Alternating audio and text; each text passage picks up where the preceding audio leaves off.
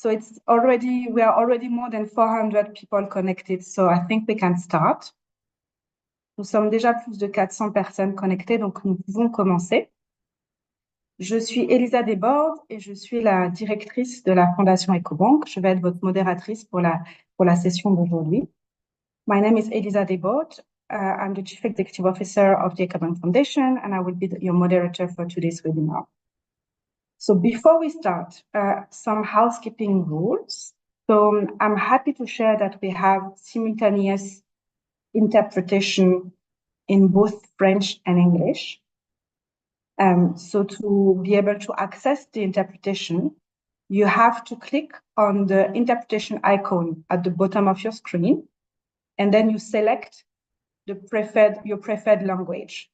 And so you will be able to listen to the webinar then in your preferred language.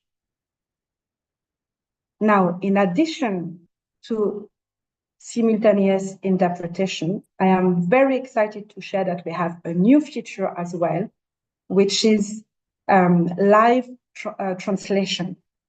So for the live translation, we are using the captions. So what you have to do is you have to click on the show caption button at the bottom of your screen, so which is just next to the interpretation.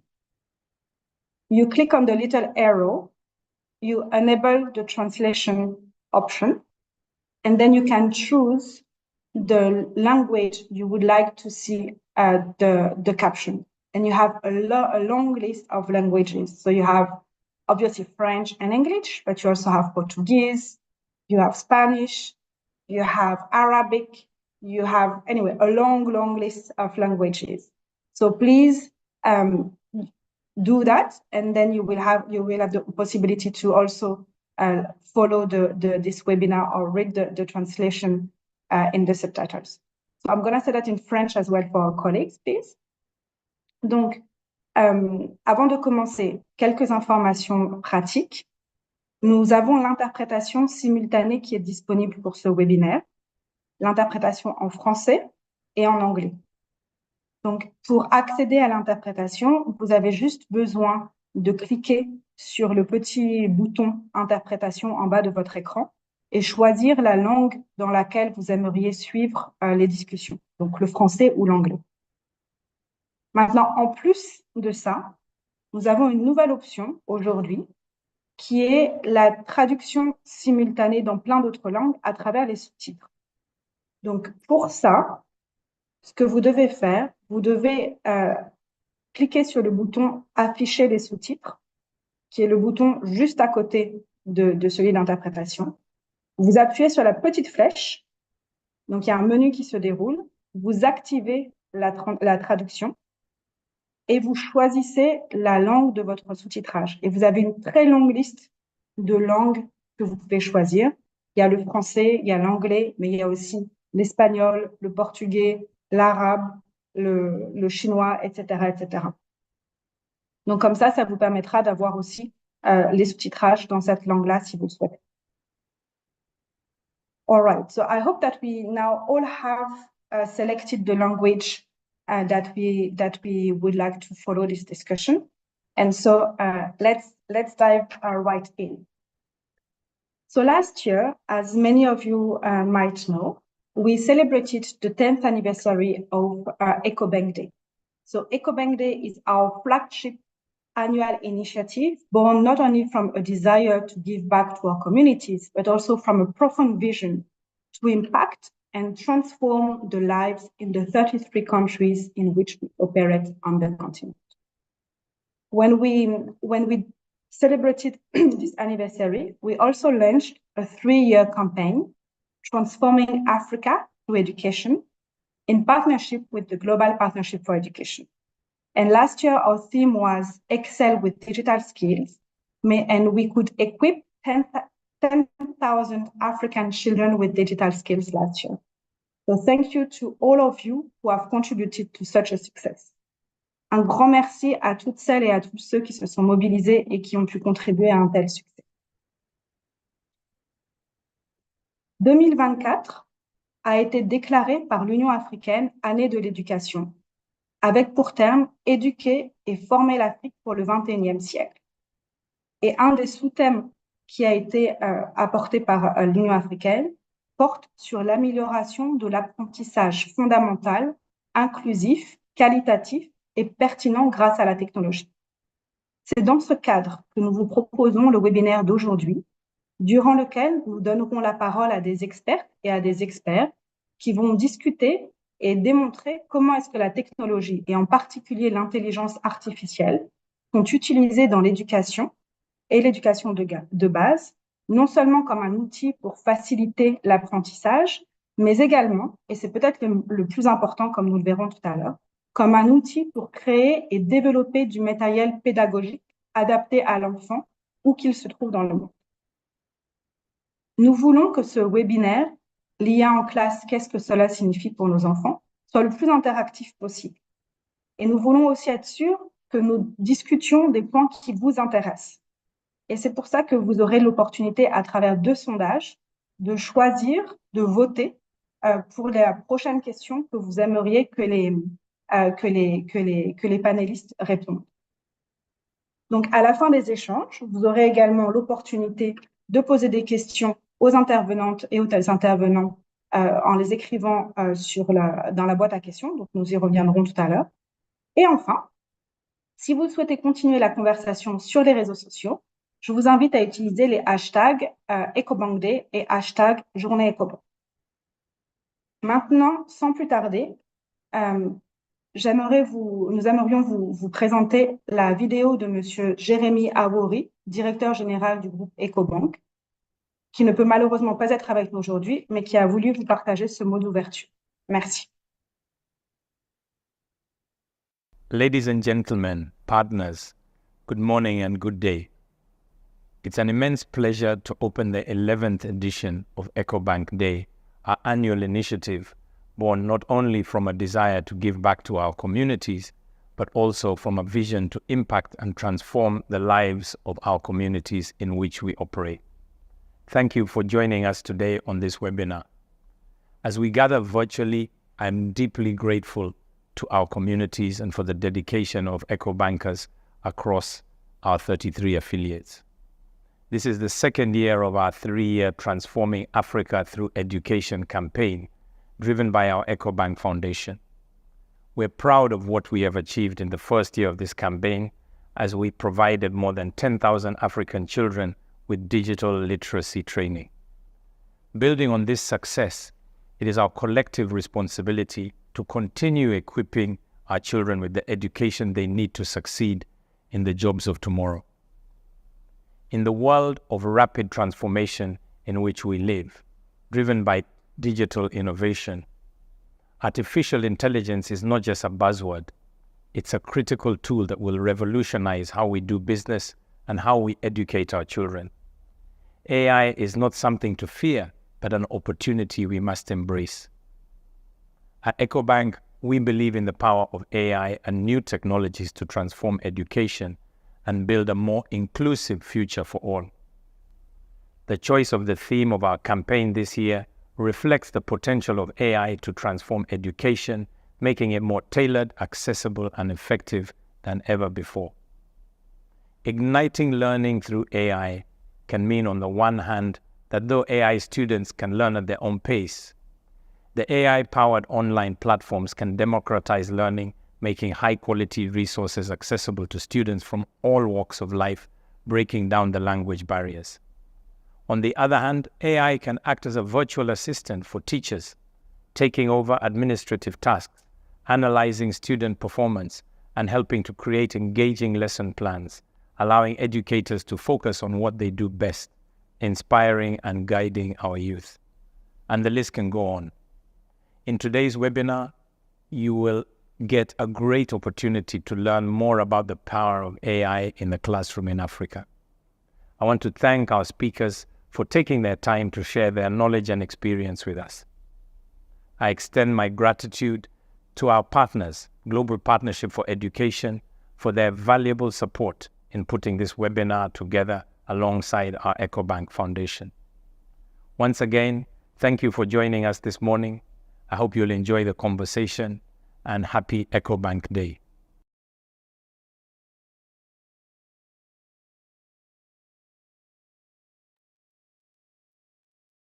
Here we go. So that was the welcoming remarks by our group CEO, Jamie Arori.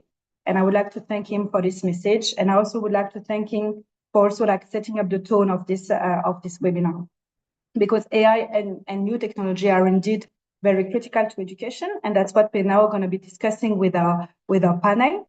And I'm very pleased to present you Mr. Alu Koniba Dembele from Robots Mali, Dr. Rhonda Zelzeny-Green from the Global Partnership for Education, and last but not least, Mr. Sonny Lassie from WordReader. So let's go right into the conversation. So when you actually, we're talking about AI and education. So I thought a nice way to also start the conversation is to actually ask artificial intelligence, specifically ChatGPT, what AI is for education. So here is the answer that you get when you do that. AI for education refers to the use of artificial intelligence technologies to enhance teaching and learning process. This includes personalized learning experiences, intelligent tutoring system, data analysis for improving student outcomes, and automated administrative tasks. It ultimately aims to create more efficient and effective educational environments. So we have Dr. Rhonda Zelzeny-Green with us, who is project coordinator for the Tech for Ed initiative of Global Partnership for Education. And she's also a digital learning and technology policy expert. So Dr. Rhonda, I would like to ask you, how does this AI developed response resonate with you? And for you, what is the role of technology, specifically AI, in education today? Great. Well, thank you for the kind invitation to participate on the panel, and lots of thanks to your CEO for his kind remarks about the Global Partnership for Education. I think that AI in education for me lately has been very exciting, in large part to one of my co-panelists from Robots Mali. And I think that the definition itself speaks to the heart of the potential of what AI for education should be. However, one of the things that we examine at the Global Partnership for Education is the realities of this on the ground. And right now, I think what we're seeing is that the evidence is still being built. I myself, my PhD was related to the use of mobile phones in education, and I worked with my other co-panelist organization, WorldReader. And what we saw from that time is that in many cases, the use of technology of any kind for education is still very much in nascent stages, depending on where you are. So, for example, some of the evidence that we saw during the pandemic, which was, the time of spotlight for digital education and digital teaching and learning, and every country failed miserably, right? So, UNICEF and UNESCO did a joint report estimating that about $17 trillion in learning loss occurred as a result of the pandemic in children who were not learning. And even countries that are the most technologically advanced and the most prepared, like South Korea, found that during the pandemic, the digital teaching and learning just did not happen as one would expect it to. So if we are now, I think the excitement of generative AI has everyone pushing forward and moving from, we went from radios and computers and mobile phones, and now we're on AI, but the same problems remain. Number one, we always have to emphasize that technology of any kind is a tool for education and not the end goal of education, meaning we don't use technology just for technology's sake. We want to make sure that it is helping us to make learning and teaching more effective. But the reality is that there is still not that many people, meaning personnel, who have a mastery of education. So, or sorry, of technology use in education. So I think the definition from ChatGPT is spot on, but there's still a lot of work that we need to do with the human technology, and we can't forget that in this work. Thank you very much, Dr. Rhonda, and thank you as well for how shall I say that?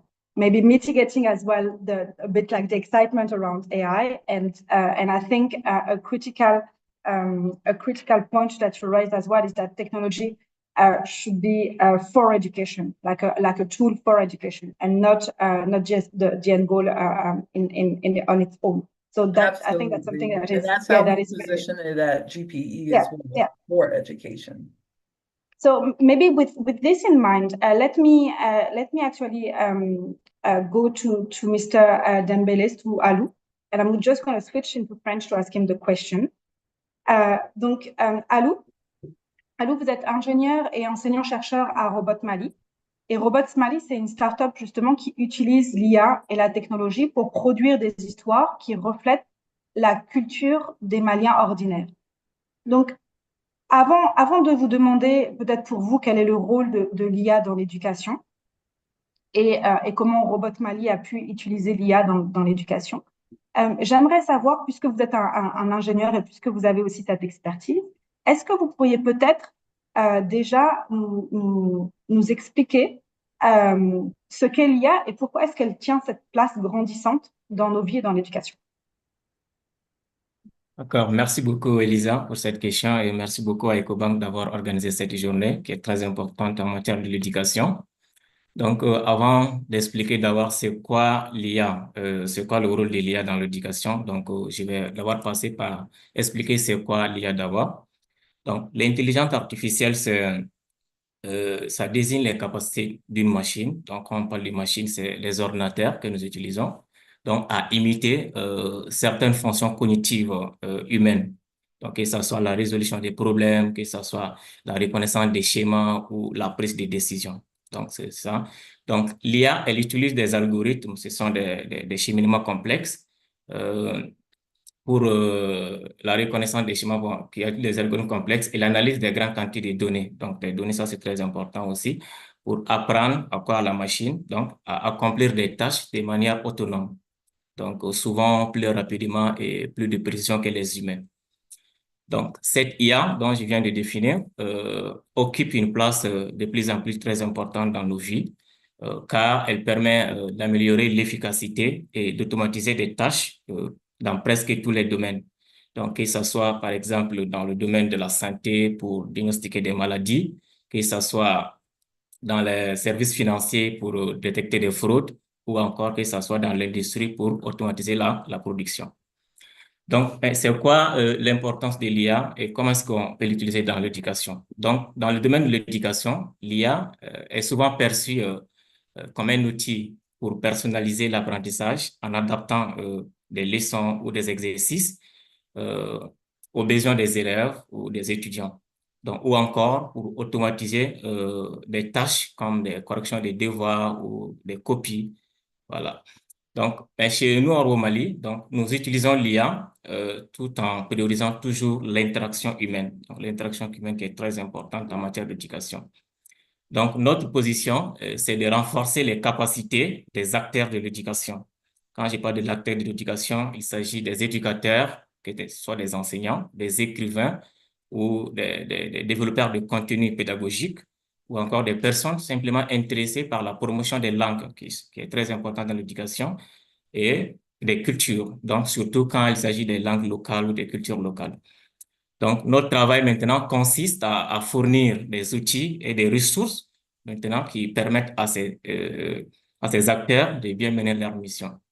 Donc, le rôle de l'éducation est loin de remplacer les acteurs de l'éducation. Quand je parle d'acteurs de l'éducation, c'est les enseignants, mais c'est de leur offrir les capacités pour affronter leurs défis de tous les jours. Donc, l'éducation en Afrique, on sait qu'en particulier en Afrique subsaharienne, est confrontée à de nombreux défis, donc comme des effectifs pléthoriques dans les classes ou le manque de ressources pédagogiques, et sans oublier aussi qu'il y a des enseignants qui sont obligés d'amener des doubles vacations. Donc, l'une des missions de Romali, c'est quoi? C'est de remédier à ces problèmes-là. Donc, c'est pourquoi nous avons produit environ 180 livres en langue bamanakan, des livres en histoire, et 75 buts en 6 mois en utilisant l'IA. Donc, cela montre comment l'intelligence artificielle peut être adaptée pour refléter et valoriser des contextes culturels spécifiques, comme le cas du Mali. Donc, un aspect crucial dans l'éducation. Donc, grâce à l'intelligence artificielle, donc, nous pouvons développer des contenus pédagogiques donc, qui résonnent mieux avec les réalités locales des élèves, les aidant ainsi à mieux s'identifier de ce qu'ils apprennent. Donc, pour finir, l'intelligence artificielle dans l'éducation ne remplace pas les enseignants, donc, mais les soutient en automatisant certaines tâches et en permettant une personnalisation de l'apprentissage à grande échelle. Donc, cela la rend particulièrement précieuse dans des contextes où les ressources éducatives sont limitées. Merci.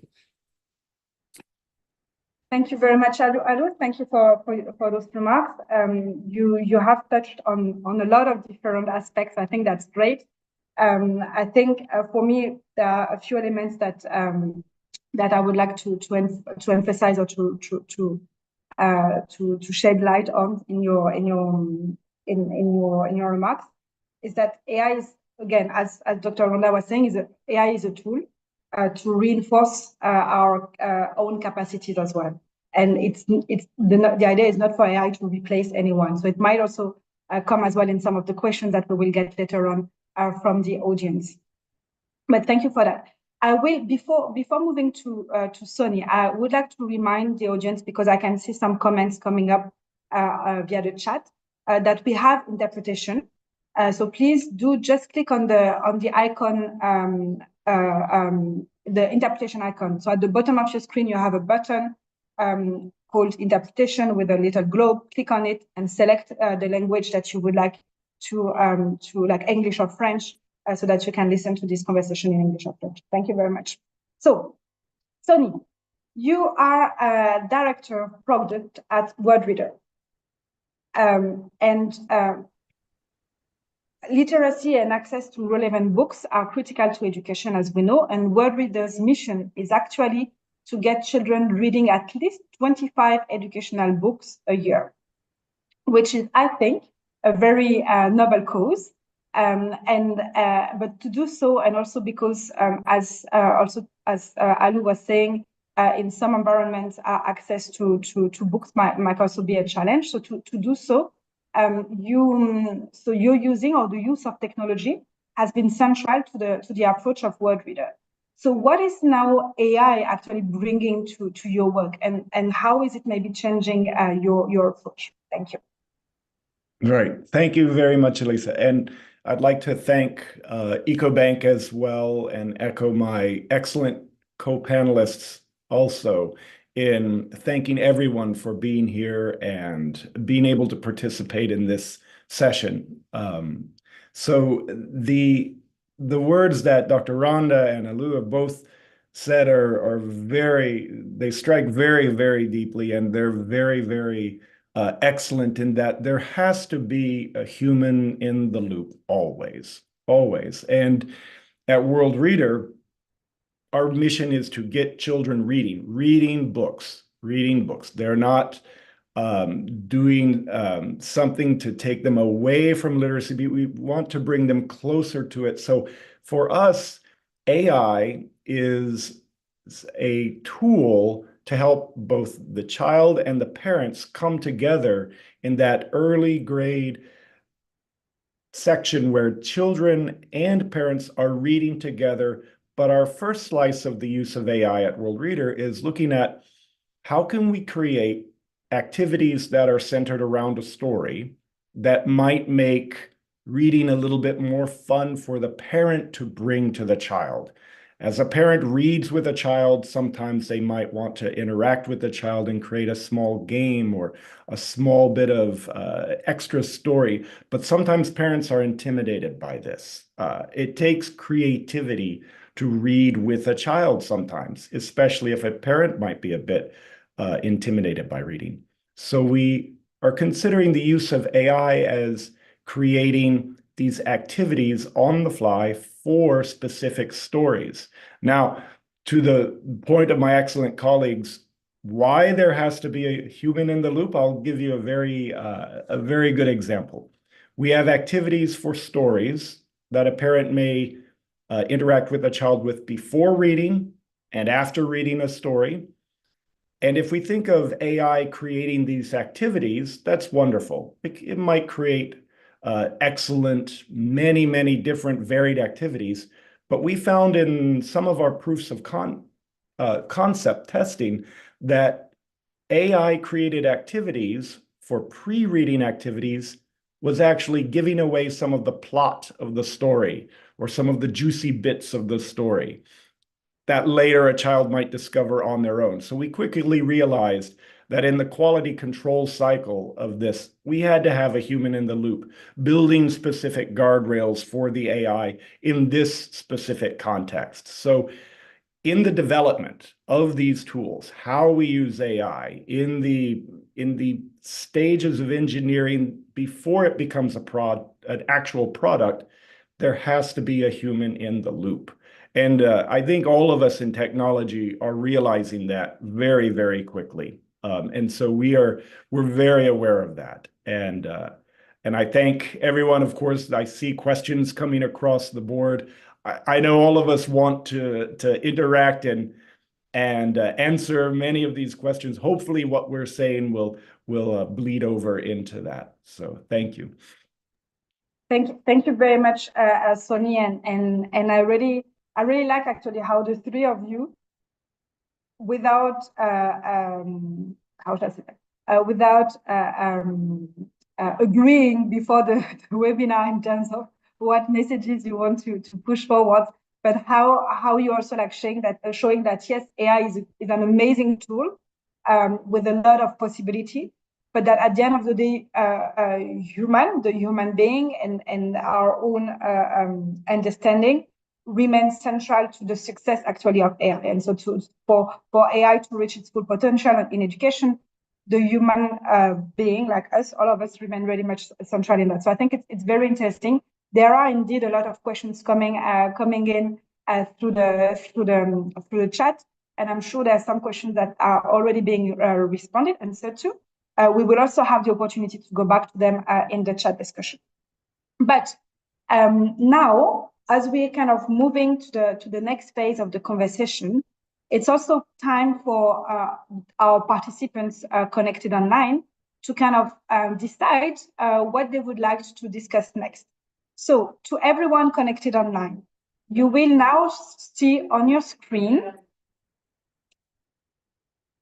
a pop-up. Here we go. So you should now all see on your screen a pop-up. So basically like a poll, so then you can decide what is the next question that our panelists will discuss. So you have one, how can AI be used to develop local grown content and why it is important for children? Two, how can AI and technology facilitate teaching and learning? Or three, will AI replace teachers? So you just have to click on the button next to the question that you would like the speakers to discuss next, so that we can go with this question. I'm excited to say that we are also live on Facebook, and so for the people following us on Facebook, I know that you cannot see the screen, the pop-up window. So please just bear with us. We are doing a short poll so that the participants connected on Zoom can decide what next question our panelists should discuss.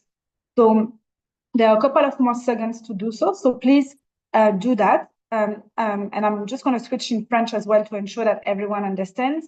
So vous avez maintenant l'opportunité de voter pour la question que vous aimeriez que les panélistes discutent.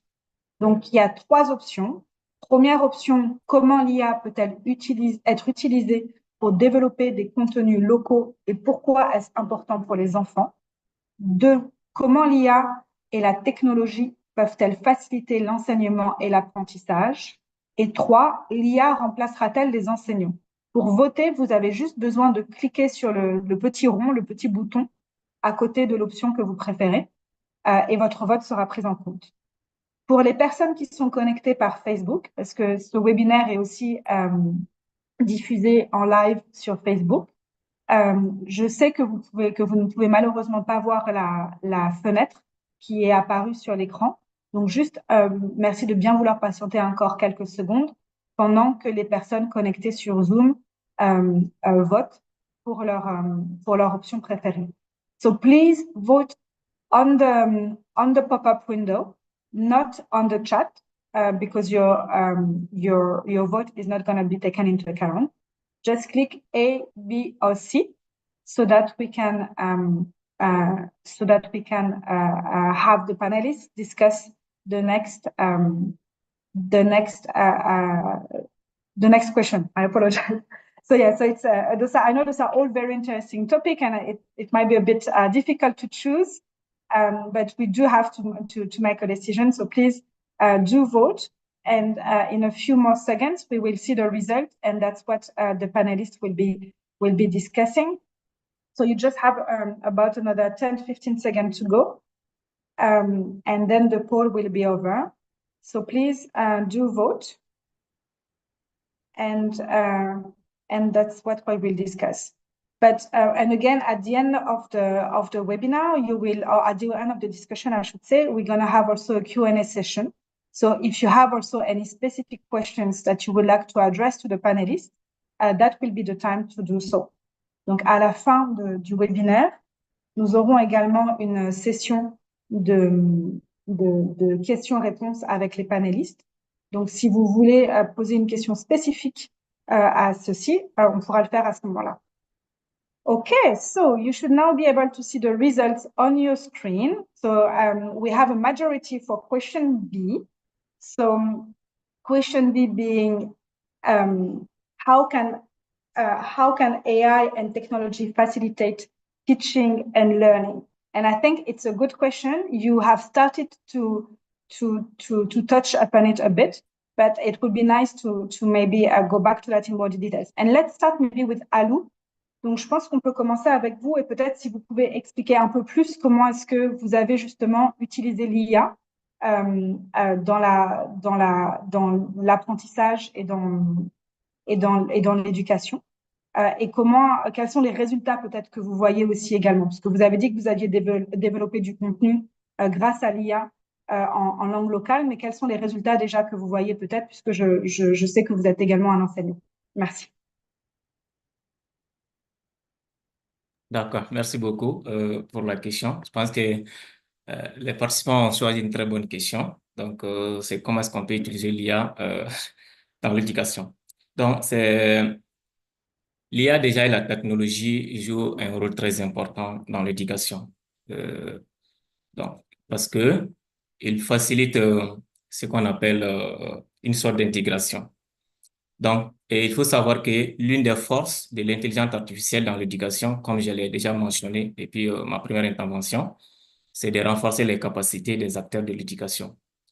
Donc, toujours, et je répète toujours, nous plaçons l'interaction humaine au centre de cet apprentissage-là. Et ensuite, maintenant, l'IA peut venir en aide pour essayer ça. Donc, par exemple, au Mali, nous mettons les écrivains, ceux qui écrivent des livres, des illustrateurs, c'est-à-dire des développeurs de contenu éducatif et des éducateurs maliens, donc au cœur du processus en utilisant l'IA donc pour créer des livres pour les enfants et du matériel pédagogique en bambara, et nous sommes en train de le faire pour les autres langues du Mali aussi. Donc, nous avons utilisé des outils comme ChatGPT, comme Google Translate, comme Playground pour les images. Donc, maintenant, pour développer des livres éducatifs en bambara sur des thèmes. Donc, nous avons utilisé aussi des thématiques comme l'agriculture, des histoires d'animaux, la vie sociale, la culture malienne, la santé, entre autres. Donc, ce sont des sujets par rapport à ça que nous utilisons, et nous utilisons les outils de l'IA pour faire ce travail. Donc, nous avons constaté une augmentation notable de l'engagement des enfants depuis que nous avons utilisé ces contenus. Donc, par exemple, les livres que nous avons utilisés n'ont pas seulement amélioré les compétences en lecture des enfants, mais aussi ils ont éveillé leur intérêt pour l'histoire et la culture de leur pays. Donc, dans des pays comme le Mali, par exemple, où plusieurs langues sont aussi parlées, donc l'IA est un outil très puissant qu'on peut utiliser pour traduire et créer des contenus qui sont adaptés à la réalité du Mali. Et ça peut être aussi pour d'autres pays, bien évidemment. Donc, peut-être une application éducative basée sur l'IA, donc pourrait aussi proposer des leçons dans des langues locales. Je vais prendre toujours le cas du Bambara au Mali ici, sur des sujets comme les mathématiques, comme les sciences sociales, comme les sciences humaines, donc peu importe. Donc, il peut permettre aux enfants maintenant d'apprendre dans leur langue maternelle, parce que ce qui favorise une meilleure compréhension et assimilation des connaissances.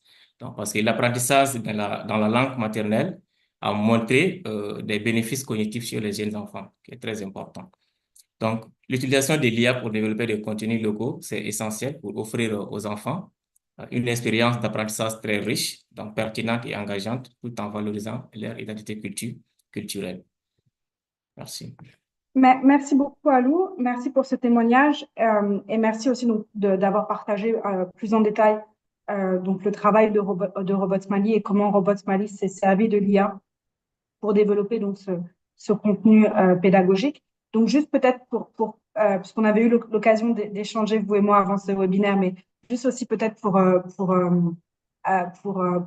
aller aussi dans le sens, pour compléter ce que vous venez de dire, le contenu qui est développé par l'IA est aussi révisé et approuvé par l'humain, n'est-ce pas? Il y a aussi tout un corpus d'enseignants et d'experts qui revoient tout ce qui a été fait, n'est-ce pas? Exactement, oui. Et donc, si je ne m'abuse, en à peu près 1 an et demi, vous avez réussi à faire plus de 180 livres, c'est bien ça? Oui, 180 livres avec 75 guides pour enseignants. Super, donc c'est quand même très impressionnant en termes de chiffres aussi. Donc, c'est pour ça que je voulais le ressoulever également. Donc, merci beaucoup pour votre témoignage. I'm going to switch to English. My apologies. Thank you very much, Ali. So our other book expert or book development expert here on the panel is Sony. So Sony, kind of building on what Alou just said, and also maybe to developing a bit further what you said in your introduction.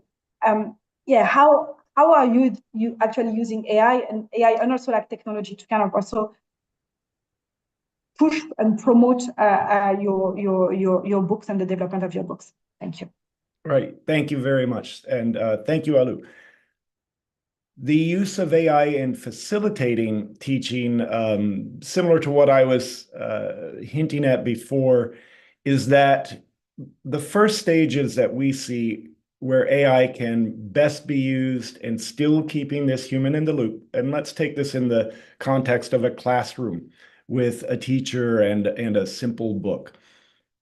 The teacher often needs to have small games or little creative side projects around that book, a quiz, let's say, or a little activity around the book. Teachers are very, very stressed. They have a tremendous job.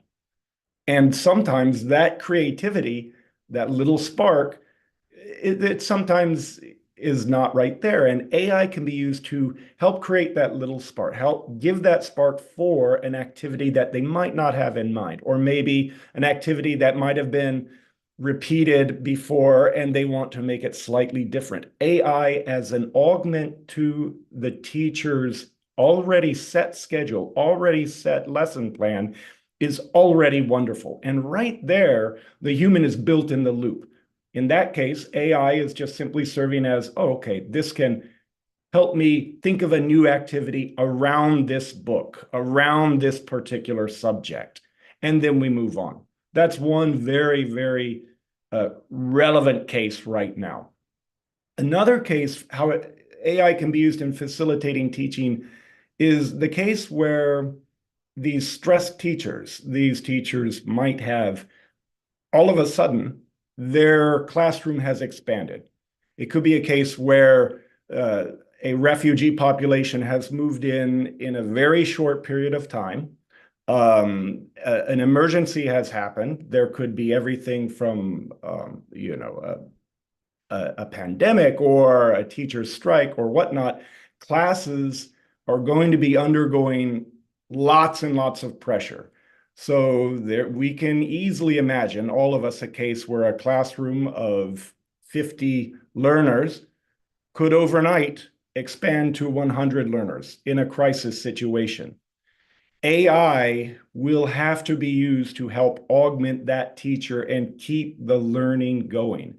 And this is what we think of at World Reader when we want to bring the routine of reading in the home always to the forefront. AI can help the parent keep the routine of reading going, creating these, as I mentioned, little games or little quizzes at first. But thinking of this in our real world context of crises situations, which can stress the teachers, I think this is one of the first cases where we're going to see AI really make an impact on the ground in keeping the continuity within a classroom, the continuity of learning going. Thank you. Thank you very much, Sonny, and thank you also to like for those kind of very concrete example as well beyond World Reader in terms of how you see the kind of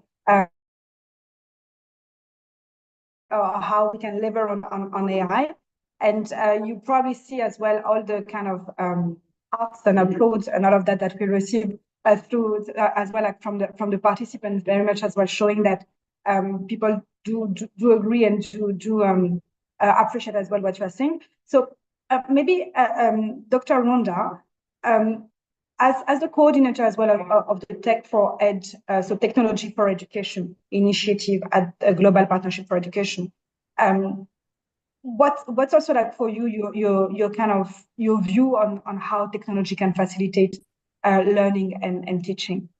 So is there anything that you would like to add to complement what was just said? Thank you. Sure. So I had the honor to collaborate this summer with the government of Vietnam, their Ministry of Education and Training. And so when I was in Vietnam, of course, ChatGPT and the use of generative AI was top of mind. And when we talked about how AI and specifically generative AI might be used for teaching and learning, I spoke with a number of teachers there in Vietnam who talked about using ChatGPT similar to how Sonny said, in that they were creating lesson plans. So if they had been teaching a certain thing a certain way for a long while, they were using ChatGPT to create new ideas for how to teach their students. One important discussion that came up was, of course, that because they only had access to the free ChatGPT, of course, there were limitations in terms of the time that, it could search, because I think it's only up until 2021 or 2022, the free ChatGPT.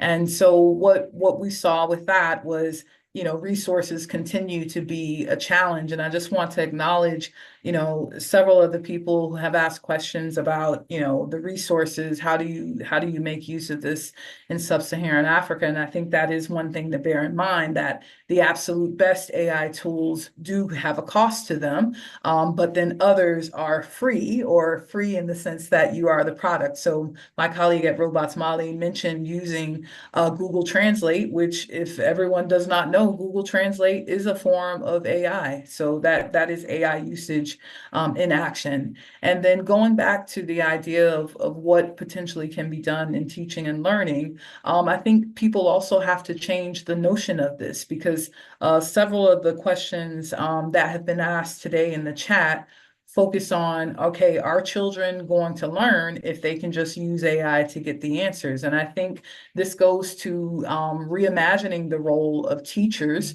They're not going to be teachers. 21st century learning is about creativity and problem solving. So teachers are going to become more like coaches and guides to help students with their learning, with their self-directed learning that they may do with ChatGPT. I personally think one of the best uses of ChatGPT for teaching and learning is also to teach people about disinformation and misinformation, because quite often ChatGPT can hallucinate information or create false information. And that can be a good way as well to work with your students or your learners to help get them to build the communications, the digital literacy, the AI literacy that is very much needed, because we will not get to the promised land of technology for education if everyone doesn't have the skills to appropriately use technology. So I think starting, of course, with teachers first, helping them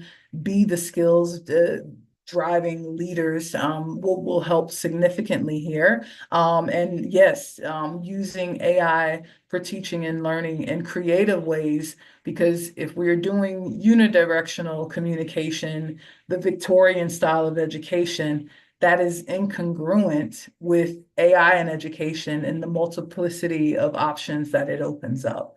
So that's just one experience from Vietnam, but I'm sure this is possible in other countries as well. Thank you very much, Dr. Roda, and thank you for also sharing like this kind of concrete example. I also like the AI literacy. That's definitely critical, and I think everyone agree on that. We're probably going to have the opportunity to discuss a bit more about it.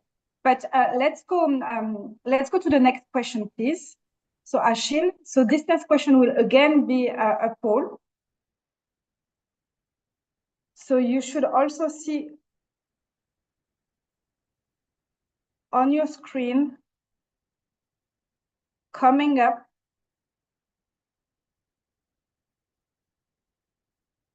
Achille, could you please put the next poll on?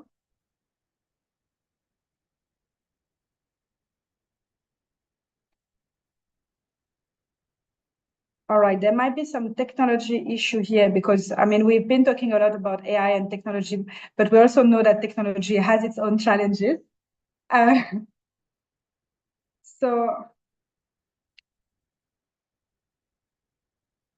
right. Okay, so I think maybe moving to the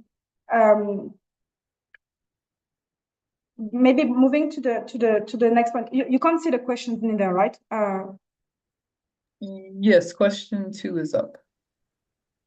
Okay, I can see it myself. Okay, now, okay. My apologies. I can now see it myself as well. So colleagues, please do, and participants. So we are again have a poll, so where you have the opportunity to decide for the next and the last question of this panel. Having in mind that we will have a bit of time afterwards for a Q&A session, so you will still have opportunity to ask more questions. I had a bit of a technical issue, so my apologies. I don't know exactly when it popped up, but here are the 3 questions. So 1, how can parents support their children's learning with AI and at home? Can parents control how their children use AI? And last but not least, how do parents ensure that AI tools are effective? So similar to the first time, you just have to click on your preferred option. So click on the button.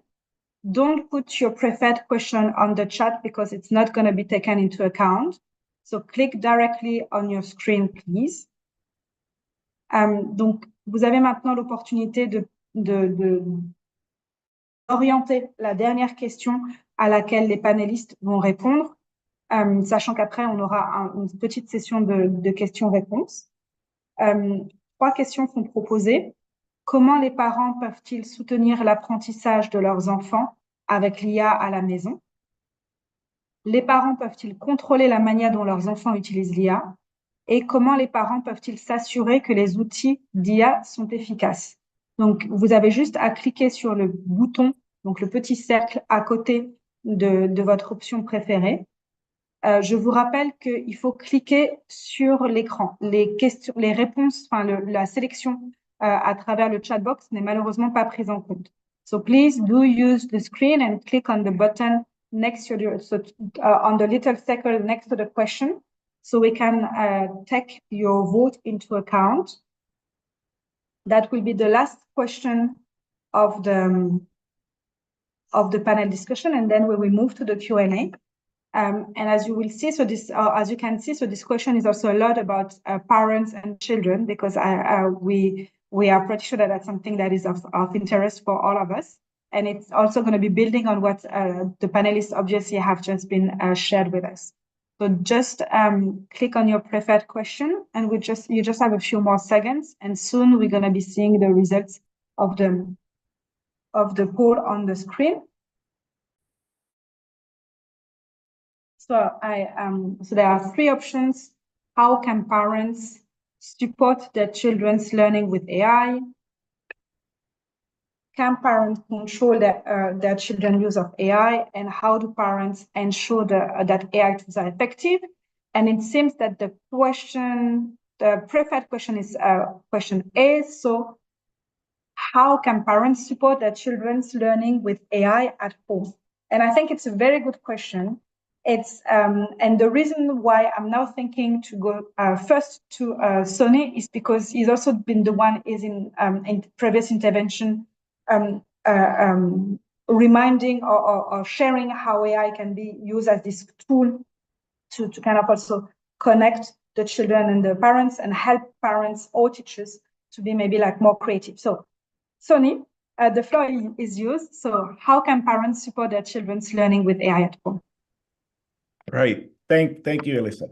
And I think the first thing that we need to always think about, and Dr. Rhonda brought this up most appropriately, is that the use of AI, especially in the home with the parent and the child, depends upon technology, and right now is depending upon connectivity. And we know that is a problem in many instances in sub-Saharan Africa. So that means it is now incumbent upon us, technology producers, technology providers, telecommunications providers.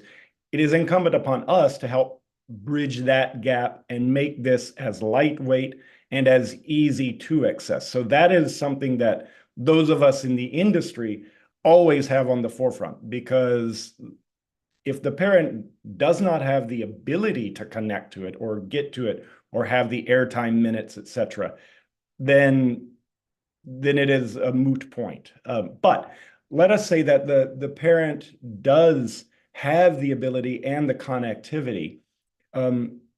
AI, beyond bringing a little spark for extra creativity around reading, as we have been discussing, there are other things that we're considering as well. For example, imagine a storybook, and this is a product that we have in our pipeline.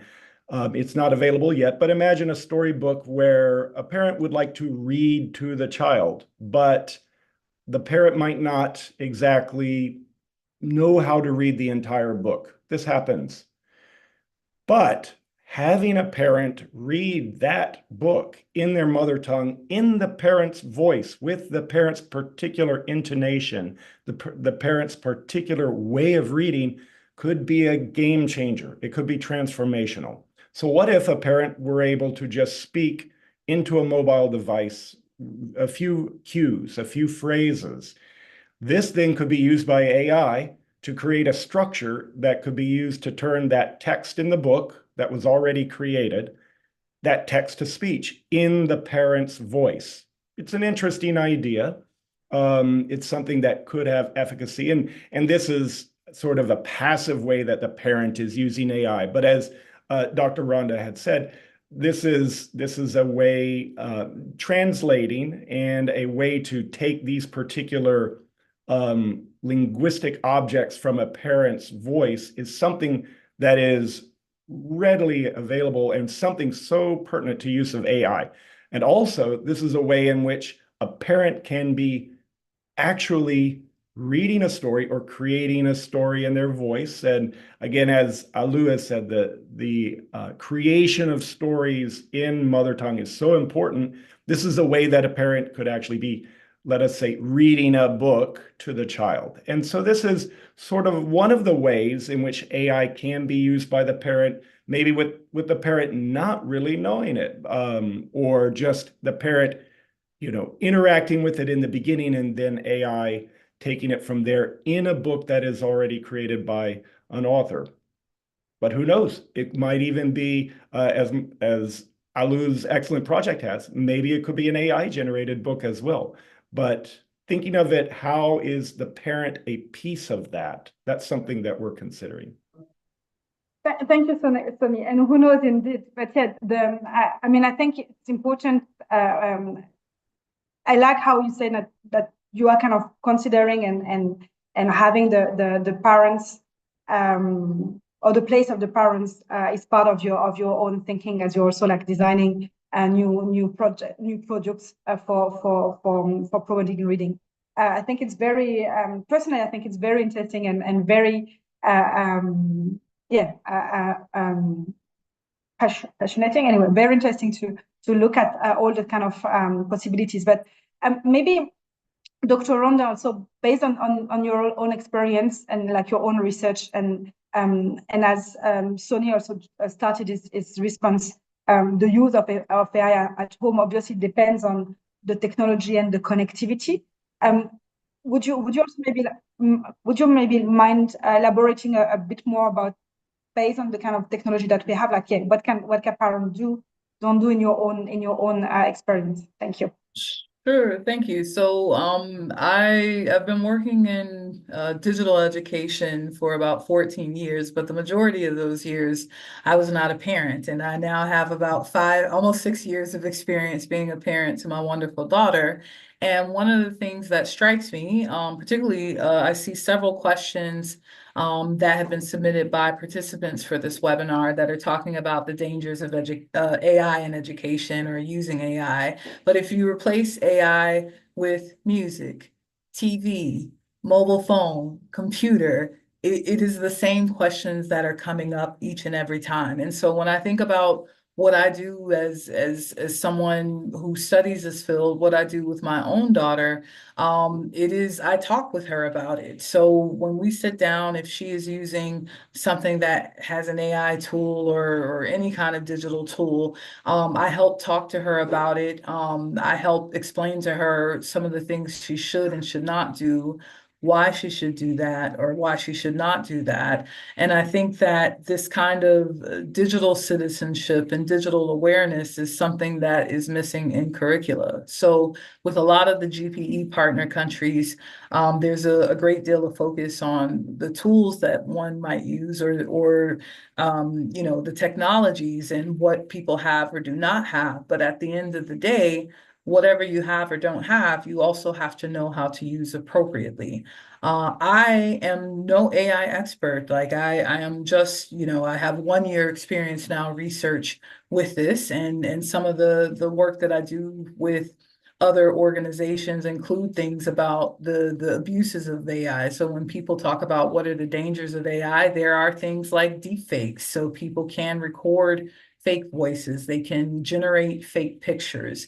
And this is where we go back to what I said in my previous response about the importance of AI literacy. If you are not able to sort fact from fiction, you can unwittingly share information that is false. So when I'm working with my daughter, I'm always being honest with her and talking to her very plainly. And then I also treat it as us learning together, because we really are. AI for the masses is not that old, right? Like generative AI is just over 2 years old now, and we still have a lot to learn. Even me with the PhD, like I am still learning. And I think we need to recognize, no matter the technology, no matter the intervention, the bond and the relationship that you have as a parent with your child is based on trust, and the idea that you are going to help set them up for being able to make the best decisions independently. And I think that is still missing in most curricula in GPE partner countries and even not GPE partner countries. It's something we really need to work on, that digital citizenship, the do's and the don'ts, and help people make better decisions, because there are, of course, a lot of bad actors out there, and we may never change that.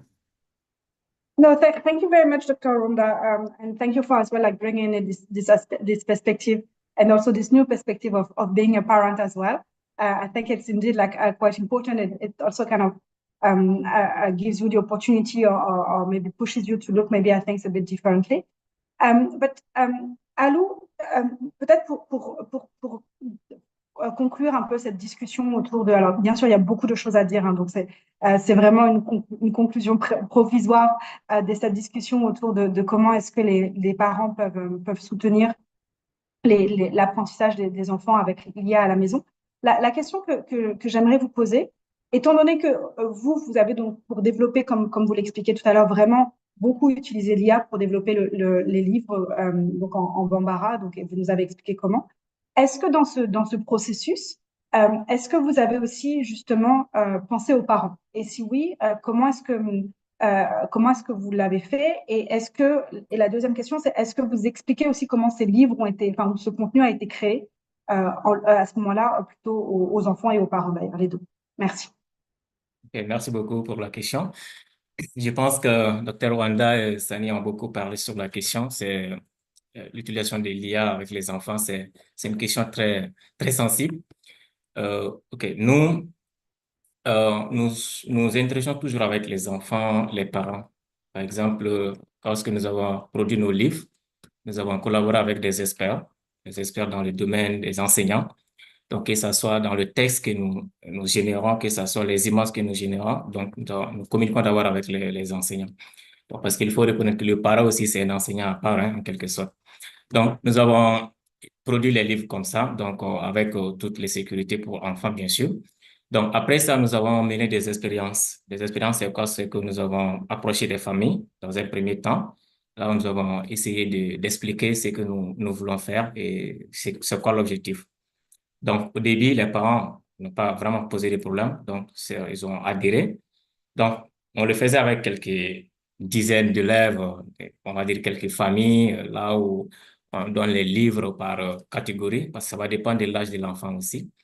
Donc, les enfants lisent avec nous, donc nous aussi on lit avec les parents, donc les parents ont beaucoup apprécié ça.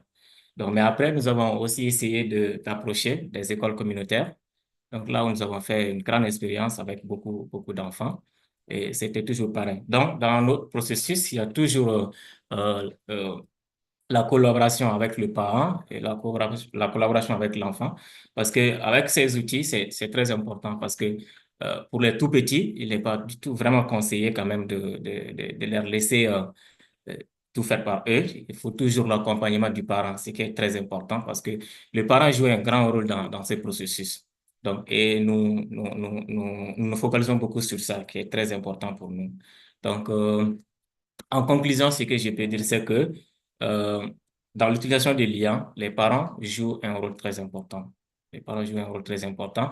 Et nous qui sommes acteurs également aussi, donc dans l'élaboration de ces outils, c'est dans notre devoir quand même de faire une sorte de sensibilisation, de montrer comment est-ce qu'il faut bien utiliser ces outils en réalité. Voilà, merci. Merci beaucoup, Alou, et merci aussi pour votre réponse. Et je trouve que c'est très intéressant de voir comment est-ce que vous avez pu impliquer les parents au fur et à mesure aussi du développement de ce matériel pédagogique. Donc, un grand merci pour d'avoir partagé votre expérience et puis félicitations aussi pour cette approche. Donc, nous allons maintenant passer aux questions-réponses. Donc, il y a énormément de questions déjà. On va prendre une dizaine de minutes, si vous le voulez bien. Il y a donc énormément de questions qui sont posées. Je pense que certaines questions ont déjà été répondues, ou en tout cas partiellement répondues. Donc, on va essayer de voir comment on peut continuer à répondre à certaines des thématiques qui revient le plus souvent. Donc, peut-être une question, parce que je vois quelques questions dans ce sens. Donc, une question peut-être simple pour commencer, si je peux dire comme ça. C'est est-ce qu'il y a certaines personnes demandent, donc que ce soit sur l'option question-réponse ou directement sur le chat, certaines personnes demandent quelles sont est-ce que vous avez des recommandations en termes d'outils de IA disponibles aujourd'hui que les parents peuvent utiliser et qui peuvent aider au mieux les enfants? Donc, est-ce que peut-être basé sur votre expérience, alors j'imagine que ce serait, bon, c'est en fait une question pour vous trois, j'allais dire, est-ce qu'il y a quelques outils déjà disponibles IA. Donc, on a pu parler de ChatGPT. Je pense qu'on a parlé de Google Translate, de Playground, qui sont aussi des outils qui existent, en tout cas, qui ont une version gratuite. Est-ce qu'il y a d'autres outils auxquels vous pensez qui pourraient être utiles pour les parents en ligne pour qu'ils puissent le mieux accompagner leurs enfants? Yes, Rhonda, please. Sure. One, and I'll type it in the chat, is Khanmigo, which is from the Khan Academy. The Khan Academy has been around for a long time. Their resources have been vetted, and they are now integrating AI to help create tutors for people who use their resources. The only I guess not good thing is that I believe the majority of the content is in English, so not yet in many other languages, but Khanmigo is one thing that I like just because it has been working for a number of years and been very successful in terms of helping people learn. Thank you very much, Rhonda. Maybe Sonny, is there any other platform that you would recommend as well? I would echo Dr. Rhonda's use of Khanmigo. I think that's an excellent platform, and I would second that. Also, as well, we had mentioned in the past, Google Translate is, as Dr. Rhonda had said, is AI. And that is something that even if you're not actively just trying to translate text, it is an exceptionally helpful thing that parents in many instances can use. And especially if there is a second language in your local area that is being spoken, or you wish to bridge from one to the other, that is something that is in the last just even 5 years has advanced tremendously. And so many people are using that in many applications. Thank you very much, Sonny. Alou, est-ce qu'il y a peut-être aussi une autre plateforme que vous recommanderiez peut-être aux auditeurs? Oui. Bon, je pense que Wanda et Sani ont déjà parlé de beaucoup de plateformes. J'utilise beaucoup. Parce que peut-être ce que je vais utiliser, il y a une autre AI comme ChatGPT qui est actuellement disponible. Ça, c'est Claude AI, qui est très performant aussi dans ses réponses. Donc, ça, c'est là. Nous sommes au Mali aussi, nous sommes en train de voir avec une application Acer que nous allons bientôt développer. Ça, c'est une application qu'ils vont utiliser quand même c'est comme le cas de Duolingo, là où les gens apprennent une deuxième langue. Donc, on va le faire pareil aussi. Donc, par ça, je pense qu'ils ont déjà presque tous les outils les plus importants qu'on peut utiliser pour l'IA. Très bien, merci beaucoup. So I'm mindful of time. I think we're going to take maybe one or two more questions. And I also would like to thank Dr. Rhonda, because I just saw that she has been also responding to some of the questions online directly. I missed that before, so thank you for that. There's one question on the Q&A box that I think also could be of quite interest to discuss is how do you think of the use of AI in Africa, in scenarios where most schools are in remotest areas, such that we have poor internet access, or some area literally have no access to internet at all. So I think that's a question that was you actually already touched upon a bit, but I think it would be quite nice to maybe elaborate a bit further. So would maybe one of you would like to Sonny, would you like to go first? Sure, yes. This is something that we take at World Reader very dear to heart, because we realize there are areas with very low to zero connectivity. And so, again, this is where those of us who are in the industry of creating all of these tools, creating these platforms, we have to work with the local telecom providers. We have to work with foundations to help bring this access forward. We have a very successful program in South Africa where we actually are providing data-free access to our reading programs for people using the Moya app and the BookSmart application within Moya. So there are structures like that that can be developed by the technology providers. And it has to come from us, foundations, and organizations that are willing to be the advocates for these people without connectivity or with low connectivity. Thank you very much, Sonny, for this response. Maybe Alou, dans votre expérience aussi, est-ce que comment est-ce que vous avez pu répondre à ce défi? Parce que j'imagine qu'il y a aussi certaines zones où vous intervenez où la connectivité peut être la connexion pardon peut être un challenge. Oui, oui, évidemment, ça c'est une question très importante, surtout ici chez nous en Afrique. Là, quand même, notre procédure c'était quoi? Parce que les zones dans lesquelles nous sommes allés, la connexion, il n'y a même pas d'électricité, en plus fort besoin de connexion. Donc maintenant, nous nous sommes basés sur le contenu. Donc comme il faut travailler sur le contenu et ce contenu, c'est ça que nous amenons là-bas. Si nous étions quand même obligés quand même d'imprimer nos livres pour les amener là-bas ou peut-être les mettre sur des ordinateurs que nous pouvons traitement amener pour que les enfants puissent l'utiliser. Donc ça, c'est une question très difficile, mais je pense qu'il faut adapter le développement de l'IA en fonction des réalités sur le terrain. Voilà. Tout à fait. Tout à fait. Oui, je pense qu'en effet, la question de l'adaptation est clé. Ça rejoint aussi ce que Sonny disait. Peut-être avant de conclure cette séance de questions-réponses, Dr. Ronda, est-ce qu'il y a quelque chose est-ce qu'il y a un élément que vous aimeriez rajouter aussi sur ce point de connectivité et d'accessibilité, puisque je sais que c'est aussi quelque chose que vous avez l'occasion de mentionner dans vos interventions précédentes.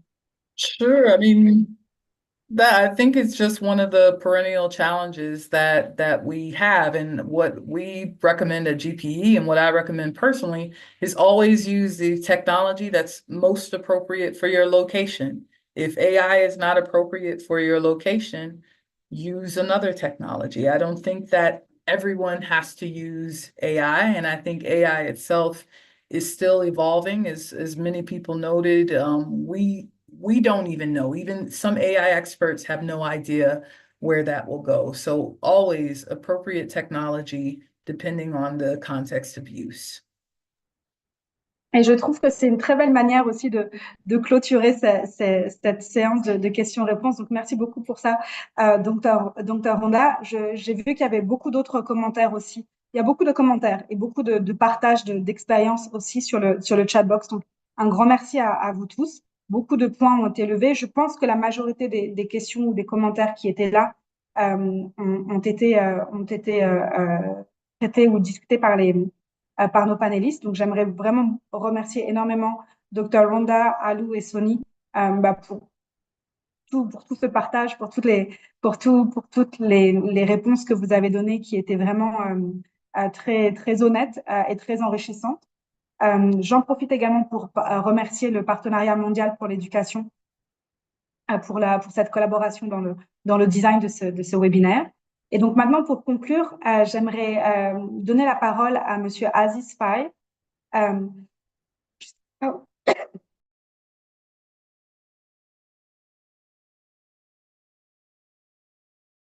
Pardon, excusez-moi.